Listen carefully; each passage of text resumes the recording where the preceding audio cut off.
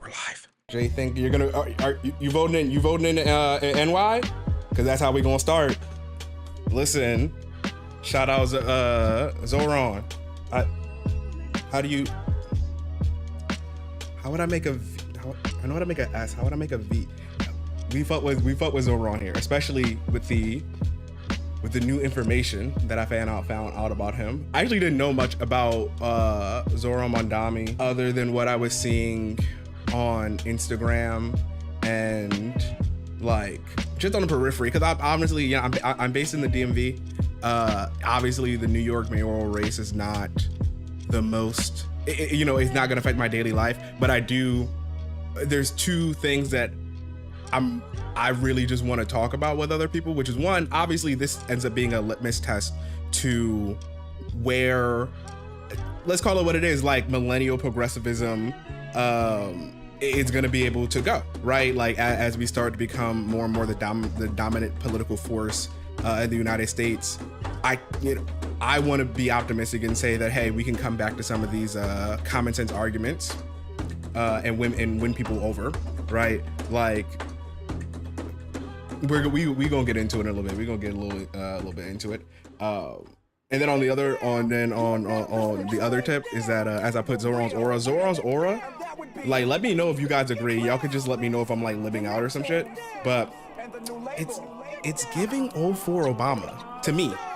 I feel like much like what Mamdani is proving. It's like we're gonna have to adapt with our messaging, and I think I really have grown to respect the conversational nature of streaming, and of like commenting on shared media to, I don't know, make get better discourse or better discussions. I know my chat is really smart, and you guys have always been very interesting in my comments. So what I'm really am excited, way more so than hearing myself yap, even though y'all know I'm finna yap, is learning from you guys and like yapping with y'all and seeing where my blind spots are, like just getting different perspectives. So hope y'all can bring that energy.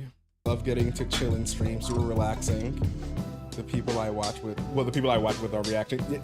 That's facts. That's honestly facts, because I think what put me off from with streaming, and like somebody in the chat is gonna get slightly offended, but I mean no harm, when it's like, the first time I get into a stream, the first time you show me streaming, like it's a guy yelling, not even a guy, it's a VTuber yelling like, cut. You guys already know what I'm trying to say. A little monkey, yep. Walking in on the craziest sentence without fail. It's like perpetually like the power that your mom had when you when you live at home, and it's like whenever you watching some anime, it's gonna be mad normal. They just gonna be like, it's gonna be a regular like lunch scene. They're just eating, they're conversating, and then as soon as your fucking mom walks in, suddenly somebody's down on the floor, somebody's cupping a D cup, and you're like, whoa. You weren't supposed to find out about my degeneracy this way. All right. So welcome to Color Mind Live, where, we get up, we get down, but mostly we vibe. And this is, I don't know if I want to call it a relaunch, but it's like, listen, on Mothers, I'm taking streaming more seriously this time. We're gonna have a schedule. We're multi-streaming. We're put that shit up for multi-streaming on YouTube Live, as well as Twitch. Definitely follow and subscribe on Twitch, because I know I'll be able to play more music. I'll be able to probably stream more things without the copyright bots getting to me. And also, the way that I want this to work is like, want to stream once or twice a week. I'm not even gonna take up much of your time. 1 or 2 hours. We're gonna watch a video or two, talk, conversate, learn a little together, empathize together, and we'll cut those up, and then end up putting clips on the side channel Cup of Tie for the 18 of y'all that have subscribed to the secret side channel. But if you want to catch every live, Twitch is your friend. Oh, I got the YouTube comments. All right, shout out y'all. Shout out YouTube comments one time. Let me introduce to you this very suave brown looking fellow. You may have heard of him. His name is Zohran Mamdani. Chad, have we heard of him? Like, I'm not gonna lie, I'm almost 30 years old. I've been through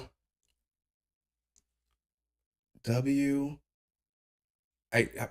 I get to count for Clinton? I'm really a zillennial. That's also a very important part of this stream. I'm really trying to hold it down, not for the old ass millennials. That's feet. Go to for that.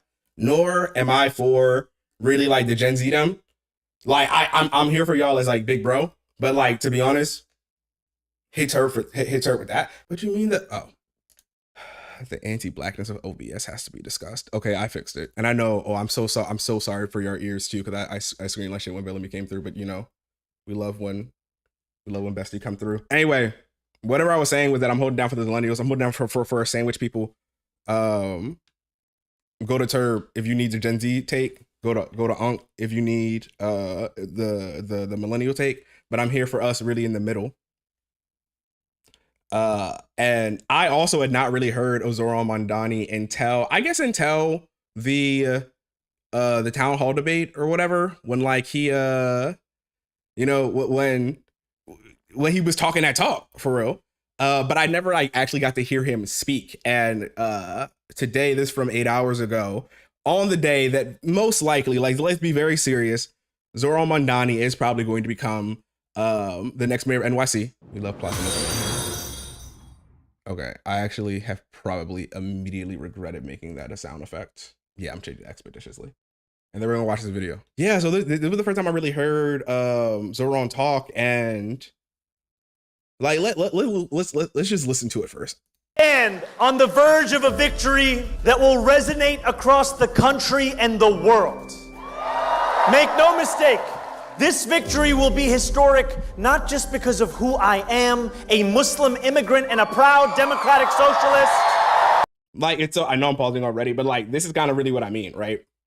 It is like this, those of you that are cynical would probably go and say like, oh, he's ripping straight from the Obama playbook. But those of y'all that are thinking actually with imagination, what you're really seeing is like, oh, wow. Finally, we have another person that within the current meta can do something, can be as charismatic with a classic American story, right? Like, or the mythical classic American story. But for what we will do, make this city affordable for everyone. Because after this rally, as many of us sleep, millions of our neighbors will step out onto moonlit streets across our city. Nurses working the night shift will put on their scrubs and save lives. Office buildings will be made new again as the midnight shift scrubs and polishes in the dark. And even more, New Yorkers will spend the entire night tirelessly working and return home carrying the burden that it still isn't enough. If New York truly is the city that never sleeps, we deserve a mayor who fights for those of us who labor at every single hour of the day. I will be that mayor. And I will be a mayor who doesn't bow down to corporate interest, doesn't take his orders from billionaires, and sure as hell doesn't let ICE steal our neighbors from their homes. This is the play. Like, the playbook is simple. And I was thinking about it this morning, in which I think what I can concede the more I get older is that the playbook might have been the same, but it might not have always been this simple to execute. Right? Like, I think we are now so close to the decline of the American empire that it is possible to reiterate these fundamental things that most American citizens want, most citizens of any nation want. Like, we want to know that as we do a good day of work, we be able to, I don't know, own a comfortable place to live. I don't know, be able to buy the amount of food we need to subsist day to day. These crazy things that, to be honest, we literally did get conned out of. We were told to grind. We were told we were taught austerity as aesthetic. That to learn how to do it out on some weird fucking techno Buddha shit was somehow a virtue in the richest country in the world. That it was okay to have so many have-nots just because, hey, you know, in America you got to be built like that. I don't even fucking know. But the thing that is the most inspiring here is that, like, what I'm seeing right now seems replicable. This is what we've sort of been asking. Now, you know, I'm not about to be here on wax and be like, when I hear him say, I'm not going to take no money from billionaires, I'm not going to concede nothing. I'm like, you know, I'm old enough not to put my hope that far. However, we just bet the arguments that the left need to make are very simple. The reason why they don't land is because of our own ego and our own desire just to sound a bit smart or sound a bit more particular in our language, when it's a really easy thing to run on right now. Hey, I want to make things less expensive. Hey, I want you to like what central government does, because we got some basic low-hanging fruit that we can easily fix. And okay, let me play the rest of it. I want to get to my other point about why I specifically think that Zohran as mayor is the perfect place for this generational maybe turn or appeal towards progressive politics is to start. There are no kings in America, whether that's Donald Trump, Andrew Cuomo, or the Republican billionaires who fund both of their campaigns. Because this is a campaign that is going to win on June 24th. To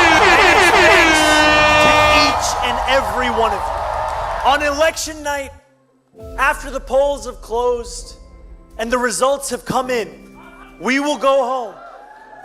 And as we close our eyes. Also super side, but like, yo, this soundtrack kind of go off though. Like, they're iterating. The days of countless others will only be beginning. Doors in Jackson Heights and Parkchester and Bay Ridge and Soundview will open at midnight. New Yorkers will leave their homes and commute under streetlights to work, where they'll drive buses and mop floors and bake bread. For some, this will feel like any other night. But for so many more, it will feel like the dawn of a new day. Because we, my friends, are going to win the city we deserve. And it's going to be one we can afford. One where we can dream again. And for that, I must say, thank you.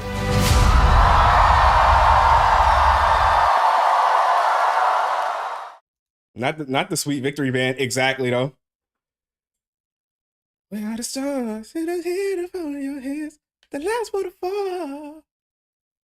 Like, this, I didn't think was possible, but like, this is hope, right? Like, this is hope in pragmaticism, right? Because I think the ask is simple. The ask is simple, right? We want to take down the cost of living. We want to take down the cost of groceries. We want to take down the cost of transportation. Those are actually like the three biggest things, like, and from what I've heard, are like the base of the campaign, right? Those are things that the government is supposed to do. Like, they just haven't been doing them. We got a layup here, folks. But I also think when you try to run on that as chief executive, when you try to run that from the federal angle, it's a lot harder, because we are, fuck the name of our country. We're not the United States of America. We are a federation, right? We are 50 baby countries in a trench coat, and we want it that way. Like, this is not the time of the stream or the day for me to go into the merits of of the United States in general, but that's the way that we work, right? We our ideal in the country is a sort of loose-ish central government with very strong state government. States decide how they want to run their land, and even more than that, states have a tendency then to, or have an incentive sort of to want to then defer to their municipalities and to their counties. So really, I think the mayor of a town, especially a mayor that is of a jurisdiction as large as New York City, like, you actually are in that perfect, I don't know if I want to call it middle management position, but you're in a perfect, like, executive spot to actually get your town the resources that it needs. Like, you are in charge of how the state gives you that money. And those are the only people that you have to be accountable to. So when Mamdani, Jesus, I don't know why I keep fucking that up, but once his socialist reforms actually start to work on this small scale, we start building evidence. It's not just Seattle anymore. It's not just Portland. It's not just Sweden, Germany. Like, we deserve to have nice things. If I was running Zohran's campaign, I really would have because I don't see like a slogan or whatever. Like, he hasn't gone on like yes we can time yet, but like, I would be like, America, you deserve nice things, like the ability to walk into a doctor's office whenever you want and not worry about what your checking account says. You deserve to get on a bus that can take you to the park, and then take another bus to go to the train, and then go down and then visit the beautiful Midwestern Plains. Like, you deserve universal pre-K. You deserve children who will be smarter than you. Like, America deserves nice things. And I think that's really what the left promises, but we don't word it that way. We word it, maybe we are a little bit too much on the identity, but it is what it is. Hold up, you guys are gonna watch a John Green video. Why? Try to figure out this Twitch thing.